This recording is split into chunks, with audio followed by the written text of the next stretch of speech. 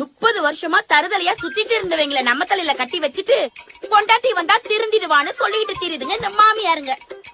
இவங்கள திருத்துறதா நம்ம வேலை இல்ல இதுக்குதான் நம்மள பெத்து போட்டாங்களா? 30 வருஷமா பிள்ளைய திருத்த முடியாம இதுங்கள எண்ணத்தை கலட்டுச்சுங்க. மருமலா தூங்கும் போது ஏசி போட்டு தூங்குவியா இல்ல ஃபேன் போட்டு தூங்குவியா? நீ இருந்தீனா தாப்பா போட்டு தானே தூங்குவேன். எனக்கு உழுற தொப்ப அது தன்னாலே கரைஞ்சிடும். அது என்னமோ தெரியல, என்ன மாயமோ தெரியல, பீர் அடிக்காம உனக்கு இவ்வளவு பெரிய தொப்ப வந்து போடா பொறம்போக்கு. வாங்குறதெல்லாம் வாங்கியாச்சு. ஏண்டி கிளம்பலாமா? அங்க என்ன பாத்துக்கிட்டு இருக்க? அங்க அப்படி என்ன தெரியுது? அந்த புடவை ரொம்ப அழகா இருக்குங்க பாக்க. ஓ சரி வா, நாளைக்கு கூட்டிட்டு வரேன். நீ கொஞ்சம் வேலை இருக்கு, நாளைக்கு கூட்டிட்டு வரேன். நாளைக்கு ஃப்ரீயா தான் இருக்கேன். எவ்வளவு நேரம் வேணா நின்னு பாத்துக்கோ. சமைக்கிறத விட கொடுமையானது எது தெரியுமா?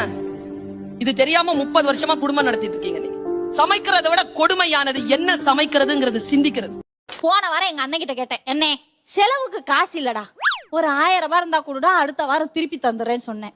அண்ணிய பார்த்தான், எம்மா குடுக்கவா, ஒண்ணு குடுன்னு சொல்லணும் இல்ல குடுக்காதன்னு சொல்லணும். இதுதானுங்க உலக வழக்கம்.